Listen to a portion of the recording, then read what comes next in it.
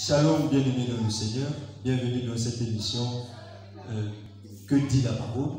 Et aujourd'hui, comme toujours, nous sommes avec le révérend pasteur Loco Gislain, berger de l'église Chemin Vert Terranac. Alors, shalom pasteur. Shalom bien-aimé.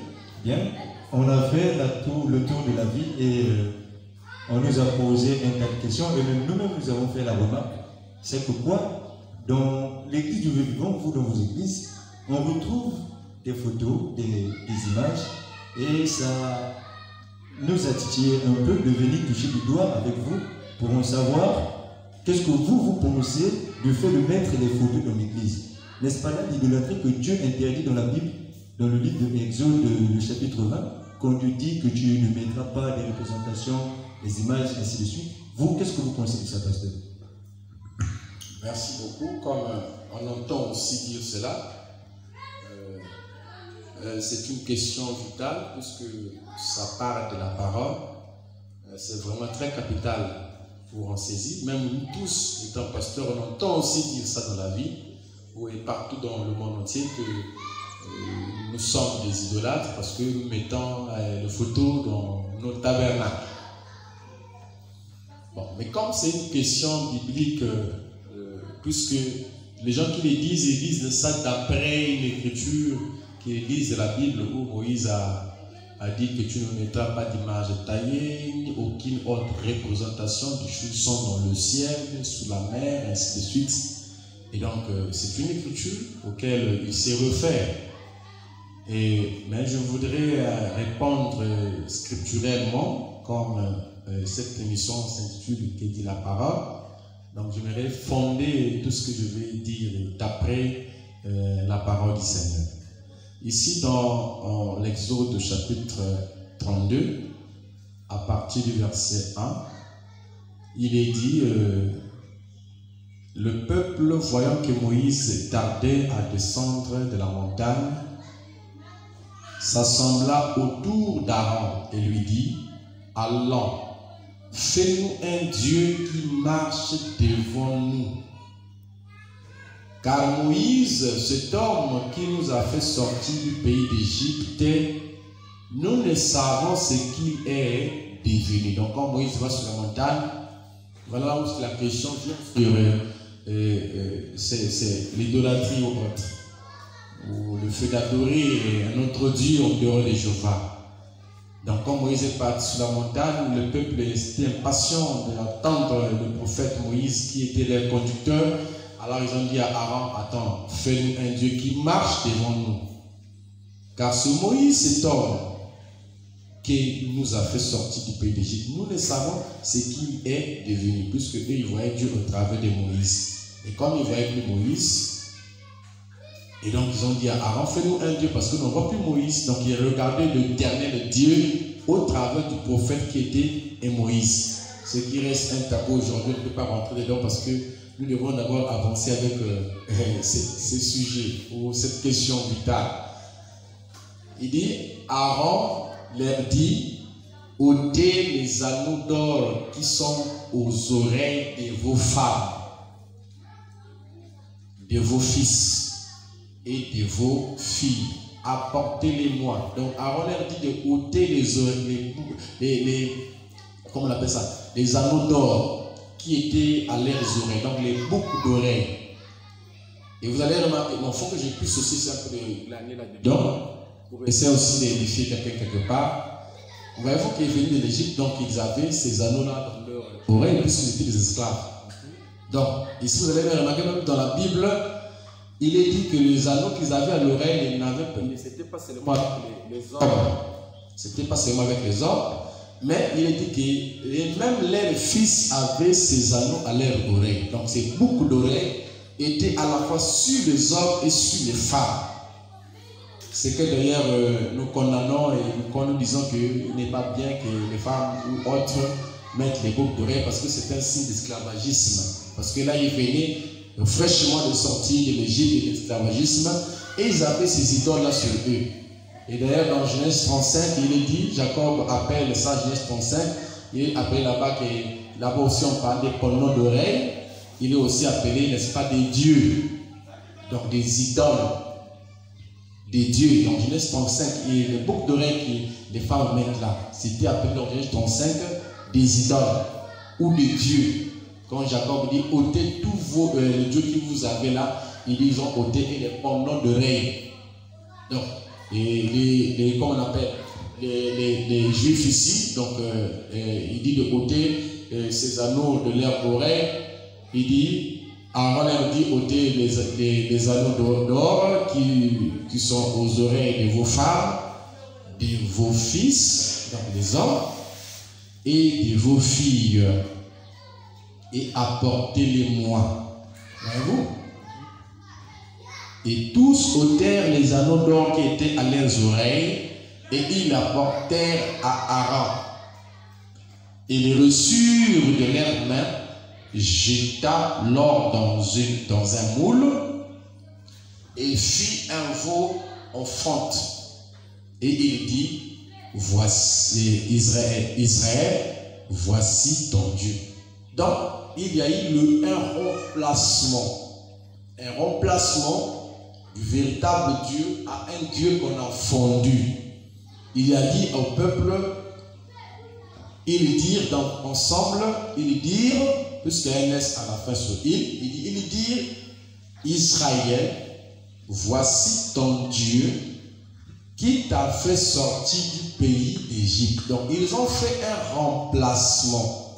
Ils ont dit, voici alors ton Dieu, puisque Moïse n'était plus là. C'est Moïse qui avait le véritable Dieu. Il n'était pas. Ils ont dit, bon, quand Moïse est parti, tout ça, et pourtant Aaron était resté là avec eux. C'était un associé même de Moïse.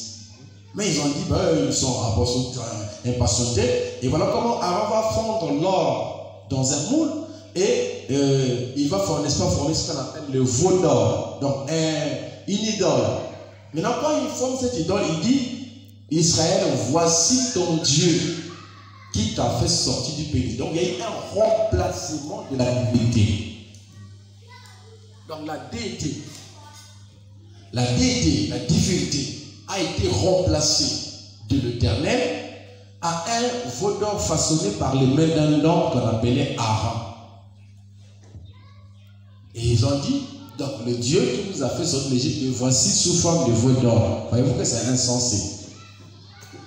Lorsque Aaron fit cela, il bâtit un autel devant Dieu, devant lui. Donc, qu'est-ce qu'ils ont fait? Ils ont bâti un autel. Or, l'autel, c'est l'image même de l'adoration. L'autel symbolise l'adoration, parce que Caïn et Abel sont allés adorer le Seigneur. Chacun avait arrangé son autel pour pouvoir adorer Dieu. Donc, l'autel, et Élie, pour établir l'autel en Israël, il a pris 12 pierres, quel est le chiffre d'adoration, pour établir l'autel. Et l'autel parlait de l'adoration et les chiffres de l'adoration accompagnent l'autel. Donc ici, quand ils ont fait ces veaux d'or, ils ont donc arrangé ce qu'on appelle un autel. Et dès qu'on on bâtit un autel, ça parle du coup de l'adoration. Ça veut dire que vous n'adorez plus le véritable Dieu, mais vous adorez, n'est-ce pas, cette idole-là. Et dans l'adoration, il y a des choses qui s'en suivent avec, telles que les offrandes, le sacrifice qui sont offerts à Jéhovah étaient alors offerts à ces veaux d'or-là. Je suis en train de venir à votre question. D'accord. Lorsque Aaron vit cela, il bâtit un autel devant lui et il s'écria, demain, il y aura fête en l'honneur de l'Éternel. Est-ce que les veaux d'or étaient l'Éternel? Non, mais ils ont fait un remplacement. Au lieu de vénérer le vrai Dieu, ils ont commencé à vénérer les veaux d'or qui étaient faits par Aaron à la personne du peuple. Il dit, le lendemain, ils se levèrent de bon matin et ils offrirent des holocaustes et des sacrifices d'action de grâce. Ils offrirent où les holocaustes et les sacrifices de grâce?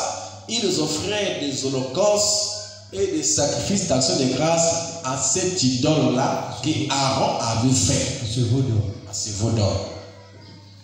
Ce qui est d'ailleurs, pour ne pas arriver là où nous voulons arriver, mais que j'ai pu dire photo, ce qui est différent des photos qui est mis dans l'église, parce qu'on n'a jamais fait une offrande à ces photos-là. Parce que ça, c'est une photo qui fait l'objet du débat aujourd'hui. Mais oui, mais c'est ça, monsieur le journaliste. Mais là, en parlant de ça, déjà je flash qu'on ne fait pas l'image qui est représentée dans Exode 32, ce n'est pas le même chez nous ici. Et d'ailleurs, on va en venir parce que c'est encore plus profond que nous le pensons. Tout à fait. Il dit le lendemain, ils se levèrent de bon matin et offrirent des holocaustes et des sacrifices d'action de grâce. Donc pour rendre grâce, parce qu'ils ont dit, voici le Dieu qui vous a fait sortir de l'Égypte, et la seule manière de lui rendre grâce, ils célébrèrent l'Éternel par cet idole.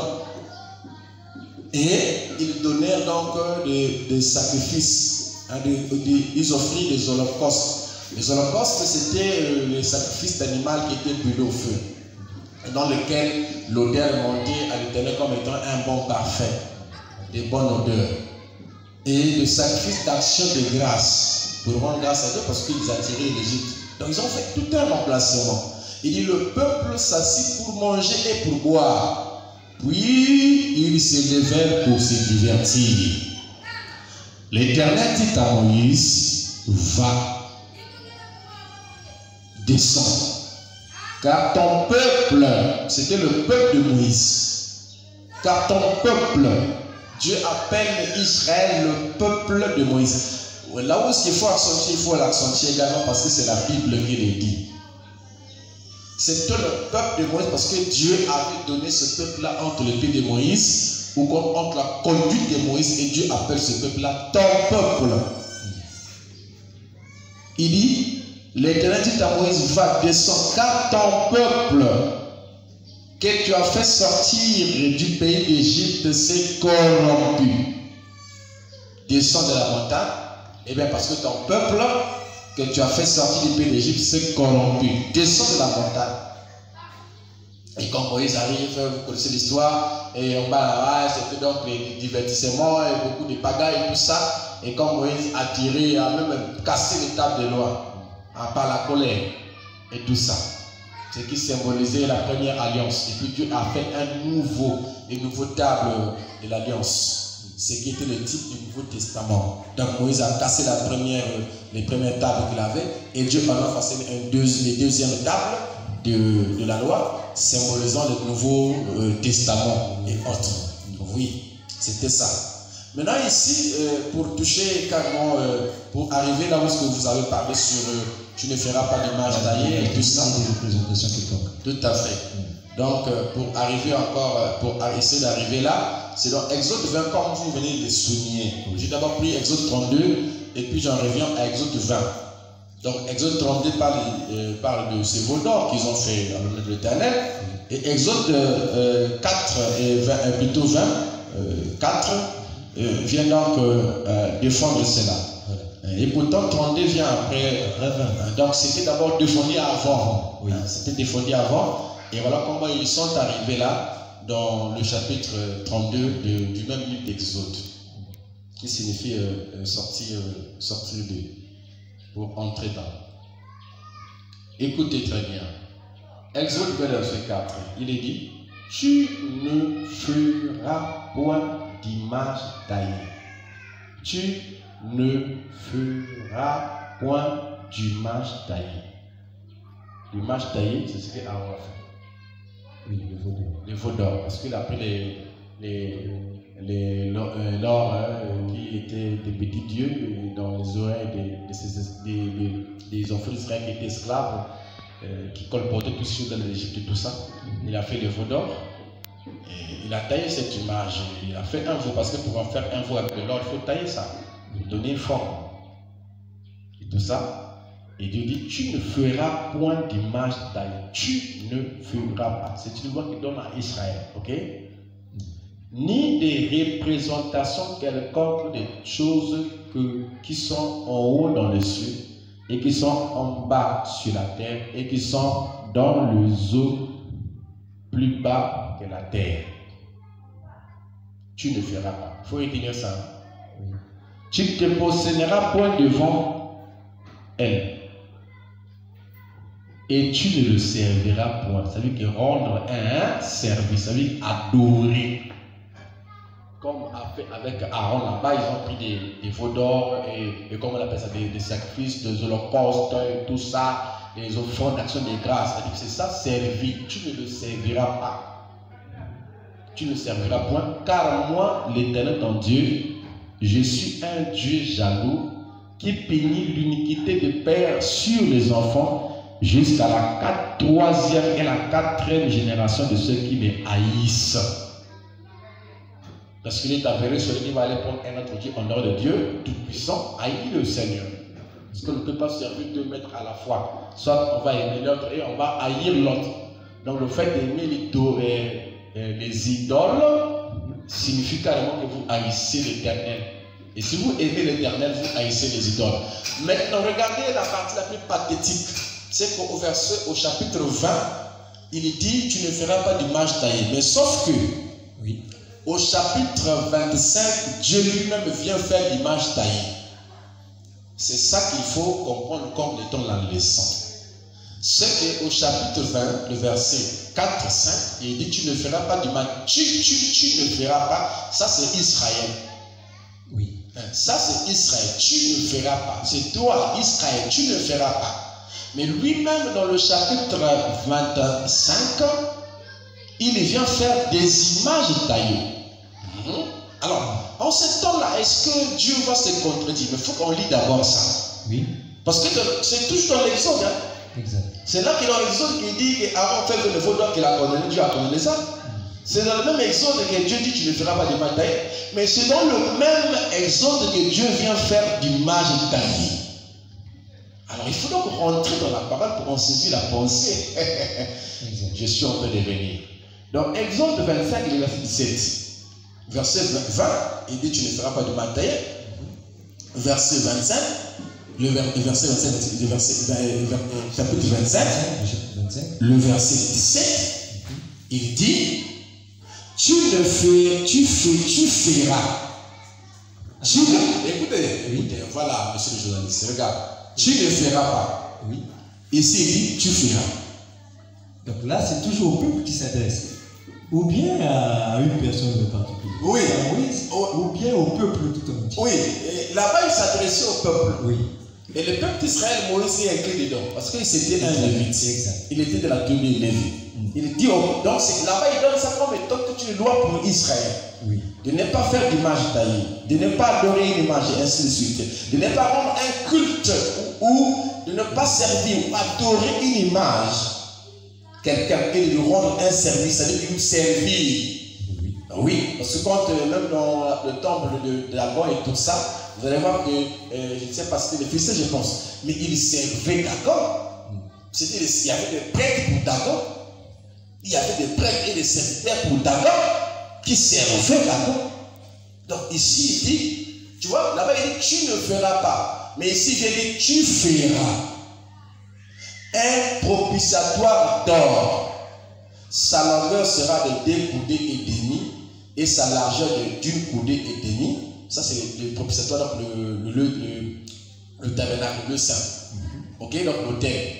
Il dit, tu feras, au verset 18 maintenant. Oui. Tu feras le tabernacle, tout ça. Il vient dire, tu feras 2 chérubins d'or. Aaron a fait le veau d'or. Oui. Mais Moïse a fait des chérubins d'or. De la même manière que Aaron a fondu l'or. Lui, il a pris, je ne sais pas, les boucles d'oreilles qui étaient dans les oreilles des gens et il en a fait un veau d'or. Moïse aussi a pris de l'or. Peut-être pas des boucles d'oreilles chez les gens et tout ça, mais il a pris au moins l'or. Et l'or, pour en donner une image, il faut que ce soit d'abord fondu. Donc il a pris l'or, le veau d'or. Il dit, Dieu, tu feras 2 chérubins d'or. Donc ça veut dire qu'il doit prendre le veau d'or. Il va les fondre comme Aaron. Et il va faire les chérubins, qui sont aussi des images ou des idoles. Qui sont des statues, je ne sais pas comment on appelle ça. Comment on appelle ça? Des images de quelque chose autre. Parce qu'il y a des anges qui existent. Hein, le chérubin, il y a des anges qui existent. Donc il fait une représentation en image de chérubin. Tu vois, d'ailleurs, Aaron a fait une représentation en l'image du veau d'or. Mais les deux ont pris l'or, ils ont façonné. Vous voyez ça? Et Dieu, quand il fait, il condamne ça. Il dit, tu ne le feras pas. Mais quand il arrive avec Moïse, il dit, tu vas faire 2 chérubins. d'or, comme seulement avec Aaron, tu le feras d'or battu, aux des extrémités dites propitiatoires. Donc, les propitiatoires, c'était l'arche. Nous n'avons pas l'image ici, on devait montrer l'image de cette arche-là. Il y avait l'arche qui était un petit coffre comme ça. Et à l'intérieur de l'arche, il y avait le 10 commandements de Moïse. Et en haut, sur l'arche, c'est là qu'on appelle le propitiatoire, ou le trône. Ou le trône. Maintenant, entre les deux extrémités de ces propitiatoires-là, ici, il y avait les chérubins façonnés par Moïse, qui avaient des ailes comme ça, l'autre de ce côté-ci, l'autre de ce côté-ci. Maintenant, au milieu, c'est là qu'on appelle les propitiatoires, ou le trône, qui était fait. Et là, c'est Dieu qui dit, et c'était des idoles. C'était des idoles. C'était des idoles. C'était les mêmes choses qu'Aaron avait fait. Seulement, ici, Moïse les fait par la recommandation divine. C'est-à-dire que ce n'est pas, en fait, Moïse, ça ne vient pas de Moïse, mais ça vient de Dieu lui-même. Il dit, tu feras. Il a dit, tu ne feras pas. Il dit, tu feras. Alors, en ce temps-là, comment est-ce qu'on peut justifier Dieu qui dans le même livre, il interdit les idoles et dans le même livre, lui-même fait un idole? Est-ce qu'on va dire que Dieu a contredit sa propre loi ou que Dieu a contredit sa propre parole? En fait, qui doit d'abord vivre la parole? Monsieur le journaliste. Mais c'est vous, pasteur, qui devez nous dire. Non, je dis, qui est la parole? Oui. Mais c'est Jésus-Christ qui est la parole. C'est Dieu qui est la parole. Donc il doit commencer par vivre sa parole lui-même. Mais attends, il ne reçoit pas la parole, mais il est la parole. S'il y a un homme qui doit vivre la parole, c'est d'abord Dieu.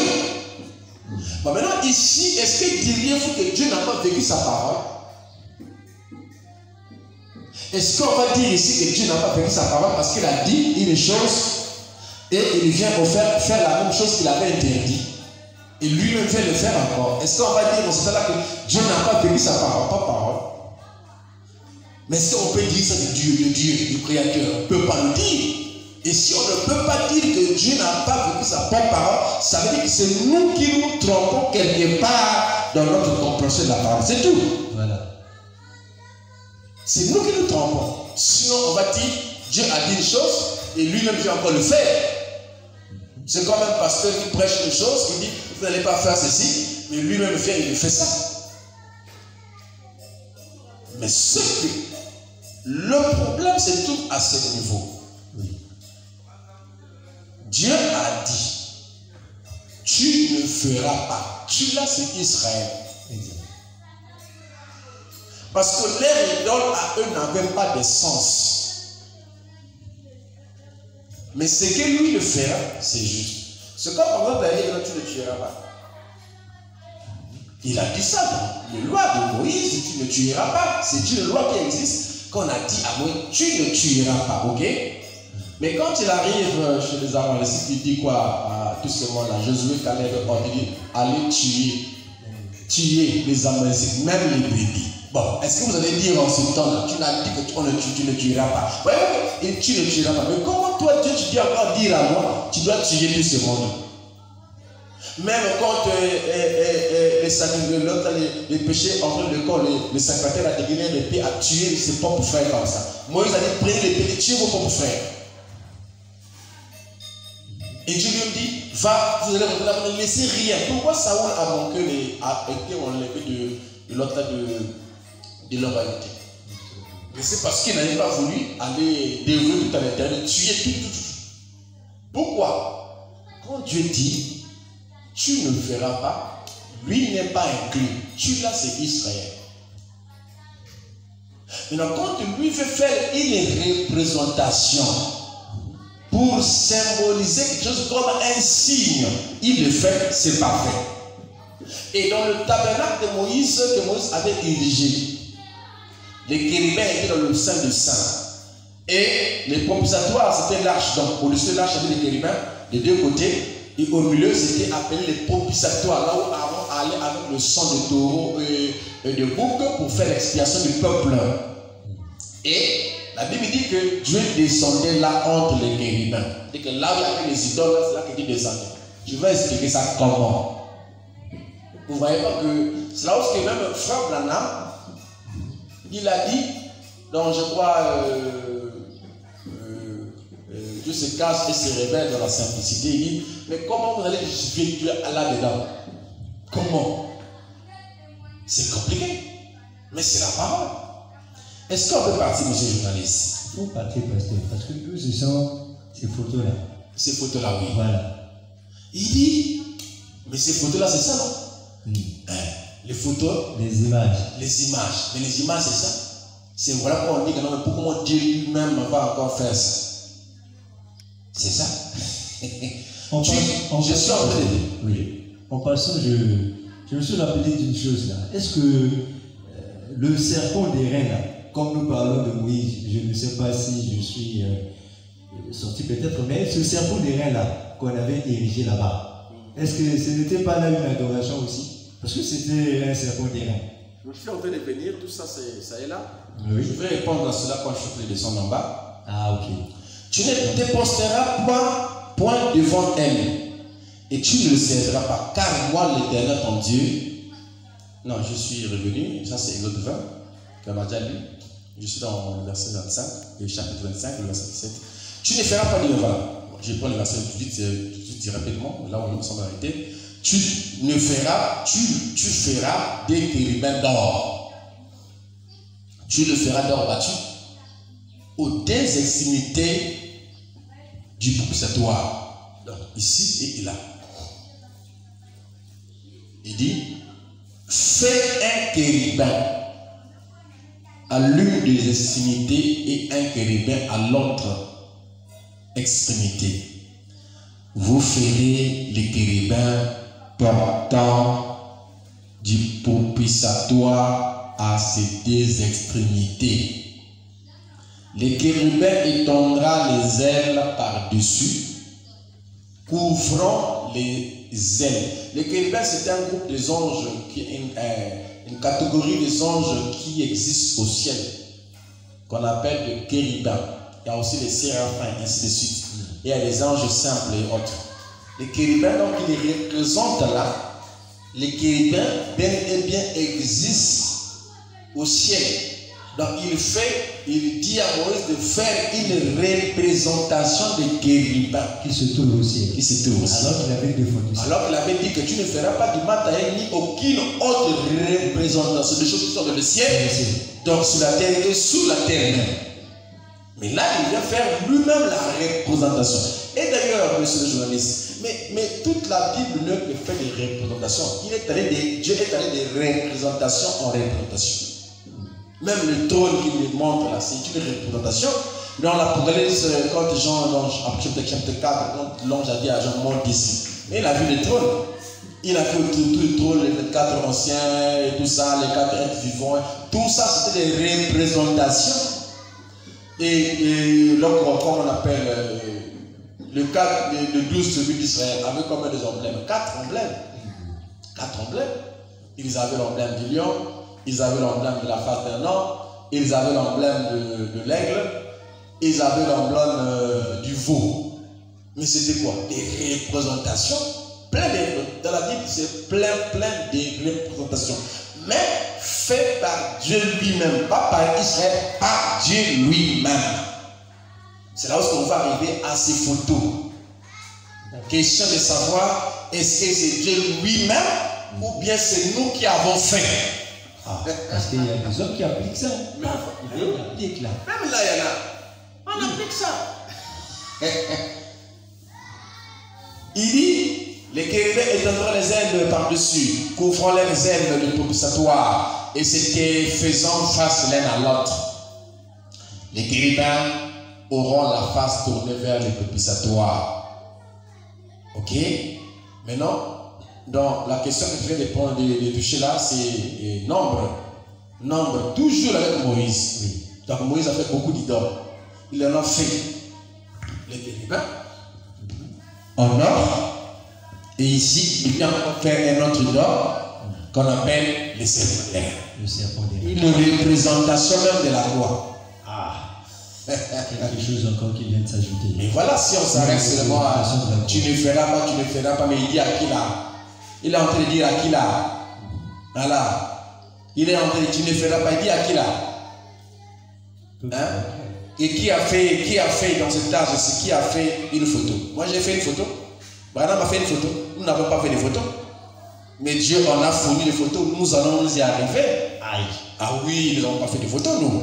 C'est fort, hein, bien. Tu ne veux. C'est Dieu lui-même. C'est fort, bien. C'est Dieu. Allons-y. La Bible dit que tout ce que Dieu fait est bon. Tout ce que Dieu fait est bon. Exact. Mais ce que nous les hommes faisons, ce n'est pas bon. Mais tout ce que lui il fait, c'est bon. Que ce soit une idole. Que ce soit une idole. Que ce soit la croix là, le symbole du christianisme. Oui. Hein? C'est une représentation ici. Ça représente celui qui mourit et ressuscita pour moi. Les symboles de la croix, les premiers chrétiens emportés dans l'histoire nous en parlent. Aujourd'hui, la croix n'est pas catholique. La croix n'est pas catholique. La croix, c'est le symbole même du... C'est même le serpent de l'airain que Moïse symbolise ici. Élevé sur une perche. C'était la croix, c'est dans le symbole de la croix. Oh, cher pasteur, nous allons plus loin. Aujourd'hui, nous allons revenir à la parole. Qu'est-ce dit l'Écriture? Le serpent de l'airain. Le symbole est là, c'est le symbole du christianisme. Ça parlait de l'introduction du christianisme. C'est notre symbole à nous. Et pourtant, les gens pensent que c'est catholique. C'est pas catholique. Et aujourd'hui, on a pris ça dans les temples. C'est pas ça. La croix n'est pas une croix des temples. La croix, c'est un symbole du christianisme.